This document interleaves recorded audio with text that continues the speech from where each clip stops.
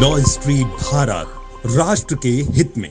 तो देश की मुस्लिम महिलाओं के लिए एक नाम जो सशक्त रूप से हमेशा खड़ा रहता है, वो नाम है all India Muslim women personal law board की शाइस्ता अंबर जी का। और अभी हाल में ही आपने खबर सुनी होगी कि ये बोर्ड जो है वो सुप्रीम कोर्ट का उन्होंने दरवाज़ा खटखटाया है एक तरफा तलाक को लेकर।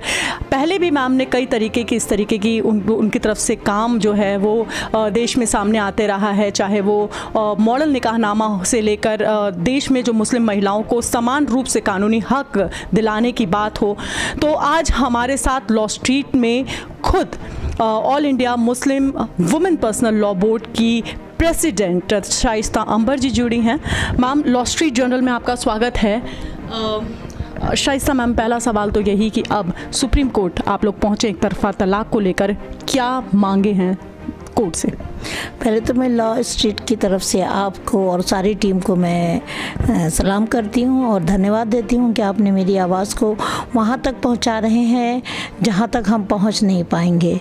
इसके लिए मैं शुक्रिया करती हूँ जी। तो मैम, अब जो है आपने मॉडल निकाहनामा की भी बात कही थी मैम, और अब आप आई हैं सुप्रीम कोर्ट, आपने PIL दाखिल की है। आपका कहना है कि इस तरीके के तलाक को शून्य घोषित कर देना चाहिए, क्यों, क्या ज़रूरत पड़ी?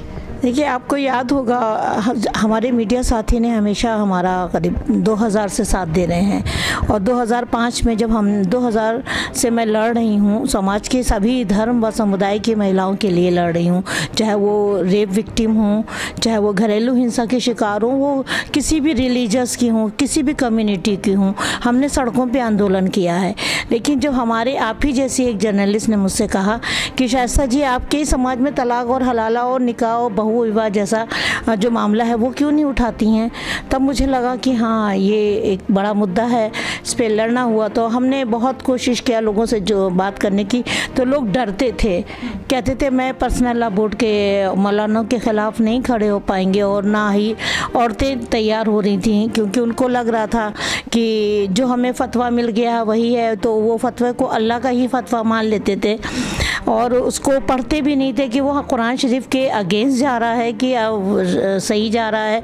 तो वो अल्लाह ताला से कम और फतवों से ज़्यादा डरती थी। तो इसके लिए मुझे उनको कुरान शरीफ की उन आयतों और सूरों को दिखाना पड़ा कि ये कुरान शरीफ मुसलमानों के लिए भले मुक़द्दस किताब हो सकती है और है हम क़यामत तक, लेकिन देखा जाए तो पूरी इंसानियत के लिए एक इंसानी ज़िंदगी को जीवन जीने की व्यवस्था का एक मुकम्मल दस्तावेज़ है।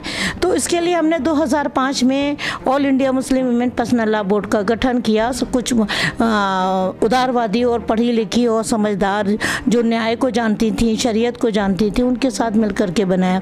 तो मेरा विरोध तो हुआ ही, बहुत सारे लोग डर गए, बहुत डर गए, और मेरे ऊपर शारीरिक और सामाजिक और मेरे व्यक्तिगत ज़िंदगी को लेकर के भी काफ़ी लोगों ने उल्टी सीधी अनगढ़ अफवाहें फैलाना शुरू कर दिया। खैर, हम इससे झुके नहीं, ना हम दबे, ना हम डरे, क्योंकि मुझे लग रहा था ये मेरी ज़ाती ज़िंदगी तो खुशहाल है, लेकिन बहुत सारी महिलाओं के तलाक से व्हाट्सएप और इंटरनेट और शराब के नशे में वो फ़ोन पे तलाक देना, ये कुरान शरीफ के कानून के अगेंस्ट है।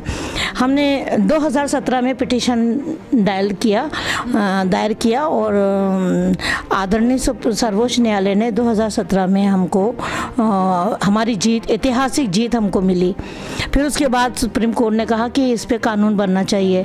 तो भारत सरकार ने इस पे ऑल मुस्लिम महिला विवाह सुरक्षा अधिनियम का कानून बनाया। वो भी मेरे लिए एक ऐतिहासिक मन था, जो वो हमारे देश की तलाक पीड़ित महिलाएं जो डरी रहती थी तलाक के डर से, उनको लगा कि अब हमारा परिवार, हमारा पति, हमारे बच्चे सुरक्षित रहेंगे और बच्चों से पापा नहीं जुदा होंगे। लेकिन जब देखा धीरे धीरे ये कोरोना 2021 और 22 और 19 में हमारे पास सैकड़ों लेटर आए और हमने बहुत काउंसलिंग किया, लेकिन देखा गया कि उनका घर टूट रहा था और जुड़ने के लिए बहुत कम आसार थे। मैंने आदरणीय प्रधानमंत्री जी को भी सारी चीज़ों को बताया, आदरणीय कानून मंत्री जी को भी मैंने बताया कि ये हालात हैं और ये मुस्लिम महिला विवाह सुरक्षा अधिनियम प्रभावी नहीं हो हो रहा है, बल्कि इन तलाक पीड़ित महिलाओं की बुनियादी पहचान भी ख़त्म हो गई। क्योंकि आधार कार्ड जब शादी से पहले लड़की का पिता के निवास का आधार कार्ड बनता है, जब लड़की पैदा होती है तो उसका पैदाइश में छोटेपन में ही उसका आधार कार्ड उसके पिता के निवास प्रमाण पत्र से बनता है, तो उसको बहुत सारी शिक्षा की भारत सरकार की सुविधाएं मिल सकती हैं। लेकिन जब शादी हो जाती है तो पति के घर से आधार कार्ड का पता का एड्रेस चेंज हो जाता है और वो उसका आधार कार्ड का निवास आधार होता है, उसकी वो पहचान होती है। लेकिन जब वो शादी हो गई तो पति ने उसको तलाक दे दिया, तो वो अपनी वजूद और अपनी ज़िंदगी को बचाने के लिए सर्वोच्च न्यायालय में या किसी न्यायालय में वो भटक रही, लेकिन उसका पहचान ख़त्म हो गई, उसके बच्चों का भी कोई पहचान नहीं हुई। और ये एक तरफा तलाक बिना काउंसलिंग के कुरान शरीफ के कानून के खिलाफ हुआ और भारत सरकार ने जो कानून बनाया उसके भी खिलाफ हुआ। इसके लिए सर्वोच्च न्यायालय गए हम। बिल्कुल मैम, इतनी महिलाओं का दर्द आपने समझा, इतने करीब से आपने उनके दर्द को देखा है जो आपकी बात में, आपकी आवाज़ में छलक कर आ रहा है। सबसे बड़ा सवाल मैम, 2015 से आपने शुरुआत करी या 2005 से शुरुआत करी या 2022 चल रहा है, अपने ही समाज में जो आवाज़ें उठ रही थी इसके लिए कितना आपने बदलाव देखा? क्या ये आवाज़ें और बढ़ी हैं या दबी हैं? देखिए, सबसे पहले तो मौलानाओं के खिलाफ कोई बोल नहीं सकता था, फतवों के खिलाफ बोल नहीं सकता था, क्योंकि और मीडिया भी बहुत डरता था कि मुस्लिम और इस्लाम के मामले में नहीं बोलें, नहीं तो कहीं कोई विवाद ना खड़ा हो जाए, कोई फसाद ना खड़ा हो जाए। और पर्सनल लॉ बोर्ड कोई भी फरमान जारी कर देता था, उसको सभी मुस्लिम समुदाय उसको बिना कुरान शरीफ को जाने समझे उसको लब्बैक कह देते थे, हाँ कह देते थे। जैसे इमराना का मामला हुआ कि इमराना के ससुर ने रेप किया, तो ये कहाँ से साबित हो जाता है कि क्राइम, जुर्म, इस्लाम के कानून में भी कहा है कि रेप या जिना करने वाला, बलात्कार करने वाले को मौत की सज़ा है। तो इमराना के ससुर अगर इमराना से रेप कर रहे हैं तो इमराना के ससुर इमराना के पति कहाँ से बन गए, शौहर कहाँ से बन गए, और इमराना का शौहर कहाँ से बेटा बन गया? क्राइम क्राइम है, जुर्म जुर्म है। ये कुरान पाक जब बलात्कारियों और जनाकारियों के लिए सज़ा तय करता है तो क्राइम से हलाल रिश्ते कहाँ तय हो जाते हैं? एक सीधी सी बात है। ये फतवा लोगों को समझ में नहीं आ रहा था, किसी पे बोल नहीं रहा था। तब मेरे ऊपर बहुत हमले हुए, मेरी दुर्घटना मेरी हो गई, मेरे दोनों टांगें टूट गई थी, मेरा कई बार मुझे शारीरिक और मेरे व्यक्तिगत पर हमले हुए, मेरे जो मन गढ़ंत हुए। लेकिन हमें इससे ना डरे, क्योंकि हम एक भारतीय मुस्लिम महिला हैं, हमें अपने संविधान पे भरोसा था। तो हम एक हाथ में संविधान पकड़े थे और एक हाथ में कुरान पकड़े थे, और इस हाथ से मैंने संविधान के कानून को समझा और इस हाथ से मैंने कुरान के कानून को समझा। दोनों में हमें पैरेलल नजर आया, कहीं भी कोई फर्क नजर नहीं आया। भारत के संविधान में भी कोई फर्क नजर नहीं आया और कुरान के भी कानून में फर्क नजर नहीं आया। तो हम क्यों ना हम अपने न्यायालय में अपने न्याय मांगे। हमने कहा 3 president of India, Pratibha Patil ji, Pranab Mukherjee और राम कविंद जी, तीनों प्रेसिडेंट ऑफ इंडिया ने हमारे मांगों को सही ठहराया और हमने तलाक के कानून को लेकर के हमने आदरणीय प्रधानमंत्री जी ने भी हमसे चर्चा की, और बहुत सारे जो लॉ के हमारे रविशंकर जी कानून मंत्री थे उन्होंने भी हमसे चर्चा की, और हमारा सबने हमारी बात को समझा कि हम कुरान शरीफ के ना अगेंस्ट जा रहे हैं, ना हम भारत के संविधान के अगेंस्ट जा रहे हैं, हम वही कर रहे हैं जो हमारा संविधान और हमारा शरीयत कह रहा है। तो हमें न्याय मिला। लेकिन हिंदू मैरिज एक्ट की जो हमने मांग की थी कि जैसे हिंदू मैरिज एक्ट है वैसे मुस्लिम मैरिज एक्ट हो, तो जो भारत सरकार ने मुस्लिम महिला सुरक्षा अधिनियम कानून बनाया वो बिल्कुल संविधान और कुरान के बिल्कुल पैरेलल है, बिल्कुल कहीं फ़र्क नहीं है। लेकिन उसमें भी लोगों ने फ़ायदा उठाया। तो अब तलाक एहसन के नाम से लड़की को मार पीट के घर भेज दिया जाता है और वहाँ से फर्जी तलाक, लड़की झारखंड की रहने वाली है, फतवा आ रहा है वेस्ट बंगाल से। क्या है तमाशा? उस फतवे में ना पति की सिग्नेचर है ना गवाहों की सिग्नेचर है, और उनका जेठ जो है वो कर्नल लेफ्टिनेंट इनाम दानिश उसके तलाक के फतवे दे रहा है, उसके पति बीच में खड़े ही नहीं है ये। और उस लड़की के माँ बाप को इतना सदमा हुआ कि एक का तो किडनी फेल हो गई और 3 महीने बाद उसकी माँ भी मर गई। पिता मरे, इंतकाल हो गया, और 3 महीने बाद उसकी माँ मर गई। उस बच्ची का कोई भाई भी नहीं है, वो अकेली है, उसको सर पे छत नहीं है, उसको दूसरे वक्त का खाना नहीं है, उसकी अपनी बच्ची जो भटक रही सड़कों पर, उसका बाप नहीं है, वो एडमिशन करा रही है, तो कह रहे बाप का प्रमाण पत्र लाओ। अब वो बाप कहाँ से लाए? वो बच्ची बार बार कहती मेरी बाप की शक्ल कैसी है, बाप के दरवाजे 4 घंटा पानी में भीग रही है बच्ची, उसका बाप नहीं है, बाप को पहचानना चाहती है। मैम, झारखंड की वो बच्ची आपके कांटेक्ट में आई, आप उनकी आवाज़ बनी, लेकिन देश की कई ऐसी महिलाएं हैं, कई ऐसी बच्चियां हैं जो आप तक नहीं पहुंच पा रही हैं, तो उनकी जो आवाज़ है वो उसको कैसे? जी, सुप्रीम कोर्ट में जो याचिका हमने अपने जो हमारे लीगल एडवाइज़र हैं रितु दुबे जी, और बहुत सारे ऑन रिकॉर्ड हमारे एडवोकेट हैं, बहुत सारे, उन सब के साथ में मिल करके मशवरा किया, और देश की हमने सारी तलाकशुदा औरतों की तरफ से हमने उनकी आइडेंटिफाई, उनके बच्चों का सम्मान, स्वाभिमान, इज्जत, उनकी पहचान, उनकी डिग्निटी, उनको भारत सरकार की योजनाओं में उनको जो लाभ नहीं मिल रहा है, आधार के कार्ड से वो निराधार हो गई हैं, उनकी पहचान खत्म हो गई है, उन सारे देश की सभी महिलाओं की तरफ से हमने पिटीशन दी है अपने बोर्ड की लीगल एडवाइज़र रितु दुबे की तरफ से, जो सर्वोच्च न्यायालय के अधिवक्ता भी हैं, एडवोकेट हैं, और बहुत सारे सुप्रीम कोर्ट के जो हमारे एडवोकेट हैं जो ऑन रिकॉर्ड एडवोकेट हैं, और रितु दुबे जी, उन सब के साथ मशवरे रखे हमने सर्वोच्च न्यायालय में याचिका दी है। शाइस्ता मैम, एक सवाल और उठता है यहाँ पर कि आपने कहा कि शरीयत के हिसाब से दूसरे देशों में भी आपने तुलना करी, जो मुस्लिम महिलाओं की वहाँ पे स्थिति है उसको भारत से आपने जोड़ा, क्या स्थिति वहाँ पर है, और ख़ासकर उन महिलाओं को आप क्या कहना चाहेंगी जो आज एक डर के साए में, जैसे आपने कहा मौलानाओं से डरती हैं, अपने समाज से डरती हैं, अपने पति से डरती हैं, घर से डरती हैं, तो उनके लिए आप क्या यहाँ पे कहना चाहेंगी? क्या ये डर वाजिब है या जो माहौल है वो बदला है? देखिए, कुरान शरीफ पूरी दुनिया का मुसलमानों के लिए एक मुक़द्दस कुरान और मुक़द्दस शरीयत और मुक़द्दस कानून है, और वो कानून पूरी दुनिया में वही लागू होता है, चाहे अमेरिका की कोर्ट हो, चाहे यूएनओ की कोर्ट हो, हर जगह एक ही कानून है, चाहे वो आप उसको मुक़द्दस कुरान पाक को समझ लीजिए, चाहे दुनिया का कानून समझ लीजिए, चाहे हमारे भारत का संविधान समझ लीजिए।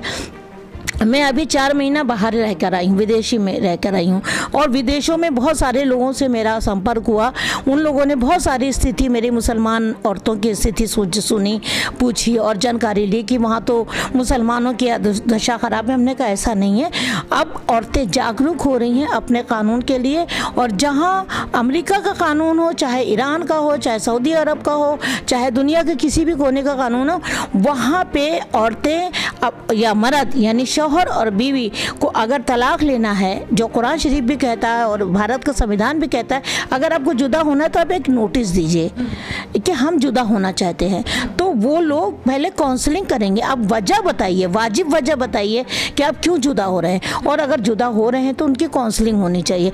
काउंसलिंग के बाद उस बच्चे को बाप उसके शिक्षा का, उसके रहने सहने का, उसकी व्यवस्था का, और जो शौहर यानी कि पत्नी को तलाक दे रहा है, तो शौहर अपनी आर्थिक स्थिति की हैसियत से उसको क्या जीविका चलाने का दे रहा है पैसा, ये सब चीज़ें तय हैं वहाँ, ऑन रिकॉर्ड ऑन रिटर्न है। लेकिन हमारे भारत में सब धोखा, सब झूठ, ये लोग महर भी नहीं देते हैं, शौहर अपनी बीवी को निकाह के टाइम महर भी नहीं देते, और आर्थिक कुरान पाक में कहा गया है कि अपनी बीवी को महर जो तुम तय करो वो अपनी हैसियत, माली हैसियत के हिसाब से तय करो, तो माली हैसियत के हिसाब से तय ही नहीं किया जाता। कहीं महर फातमी यानी कि बिल्कुल कुछ नहीं, क्या चालाकी है, क्या चल, और वो भी आप महर जब लड़की वो औरत को या तो देते नहीं है या तो माफ़ करा देते हैं निकाह के, यानी जब उससे मुलाकात करते हैं मेरा महर माफ़ कर दो, और वो बेचारी अपना घर बचाने के लिए अपने कानून और अपने शरीयत को समझती नहीं है,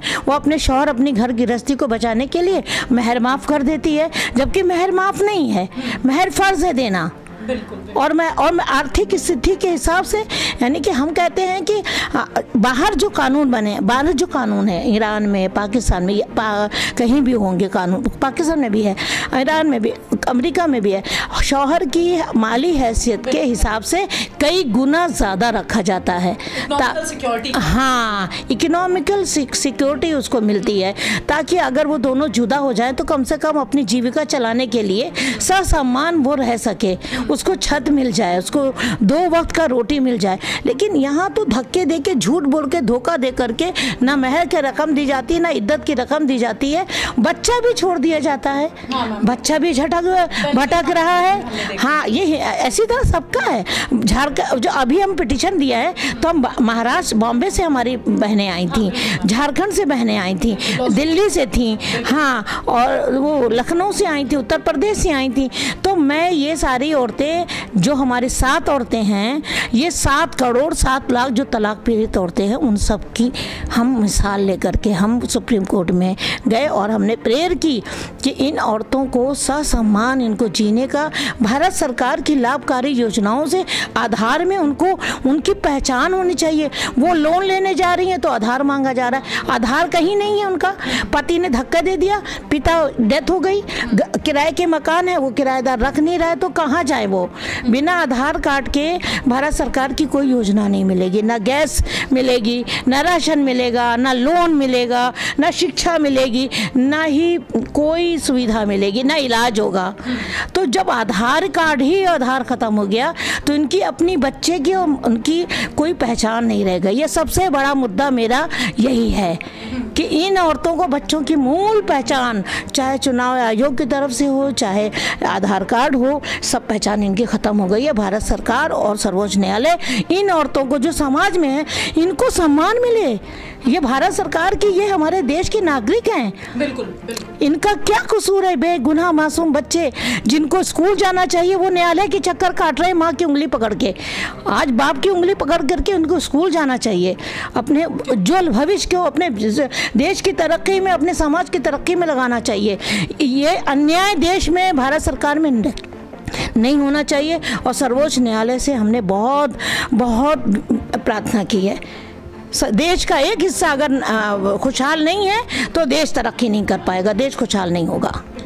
तो हमारे साथ मुस्लिम पर्सनल वुमेन लॉ बोर्ड जो है, उनकी जो प्रेसिडेंट है शाइस्ता अंबर जी थी। आपने देखा जो दर्द उनका निकल कर आया, देश की मुस्लिम महिलाओं में जो अनइक्वालिटी है, जो उनको एक अलग तरीके से कानून का संरक्षण नहीं मिल पाता है, उसके खिलाफ ये जो लड़ाई वो लड़ रही हैं। उम्मीद है कि देश की सरकारें और जो सर्वोच्च न्यायालय है वो उनकी बात को सुनेगा और 3 तलाक की तरह ही एक और ऐतिहासिक फैसला जल्द ही देश में आएगा। हमसे जुड़ने के लिए, बात करने के लिए बहुत बहुत शुक्रिया।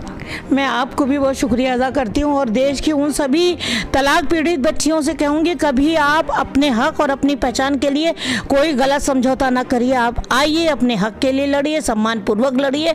आपके पति, आपके पति के घर वाले, उनका भी सम्मान करिए, उनको भी प्यार से समझाइए कि आपने निकाह किया है, निकाह कोई खेल नहीं होता, कोई बिस्तर की चादर नहीं होती, कोई तौलिया नहीं होता, कोई आपकी ड्रेस नहीं होती कि जब चाहा, जब आपका जी भर गया आपने उतार दिया और दूसरी शादी कर लिया। आप लड़की को, बीवी को, बच्चों को कोई चीज़, वस्तु नहीं है जो जब चाहे जब उठा के फेंक दें या डस्टबिन में डाल दें। आप उनको ससम्मान अपने घर में रखिए और महिलाओं को भी चाहिए कि अपने शौहर की इज्जत करें, शौहर के परिवार वालों की भी इज्जत करें और घर जोड़ने की बात करें। हम लोगों की भारत की जो संस्कृति है, महिलाएं सब्र करती हैं, त्याग करती हैं, लेकिन वो दुर्गा का भी रूप हैं। बिल्कुल मैम, तो महिलाएं सब्र करती हैं, ये कहना है शाइस्ता अंबर जी का। बने रहिए लॉ स्ट्रीट भारत के साथ।